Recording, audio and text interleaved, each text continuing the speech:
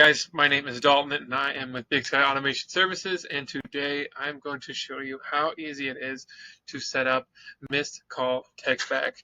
So we are going to go into the impression, assume that you already have your phone number A2P 10DLC compliant, which is something that is at a federal level that you have to get your number verified, that they can verify that you're a real business and you're a real entity, and what you're trying to sell is not going to come off as fake or scammy or something like that, or fraud. So let's just take this under the impression that you already have this done. I'll put in the description the link to where it shows you the guidelines for A2P 10 DLC certification, and you just follow them from there, getting your number certified.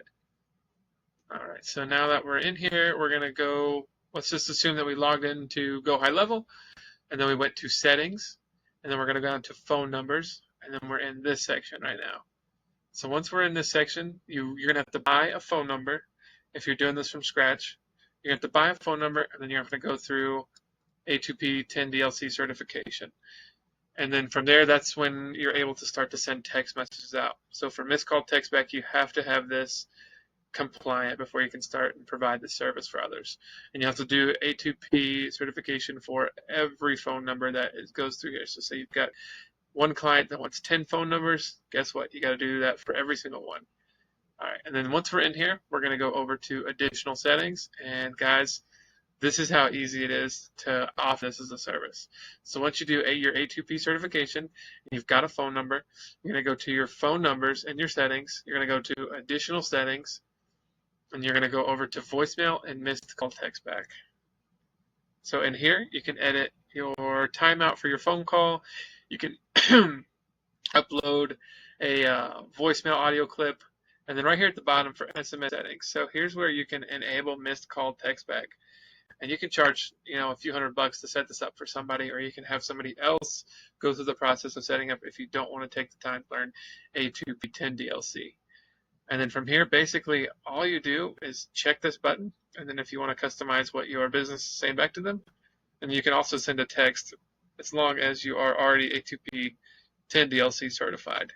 And this is a great way to get to start offering more services, because the value behind this is, say you're a busy company or somebody calls after hours, you can still try to capture information from that lead, and now they're considered a hot lead, and you can follow up with them to see if you can still provide your service with them.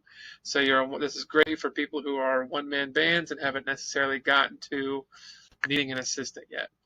So that's why it's super important, why small businesses starting out can really benefit from missed call text back to try to get that speed to lead and close that client as soon as possible. Because most people, especially for home services, they're just going to go down Google and they're just going to call every phone number until the first person answers. And 9 times out of 10, they're going to go with the first person that answers unless the prices are astronomical.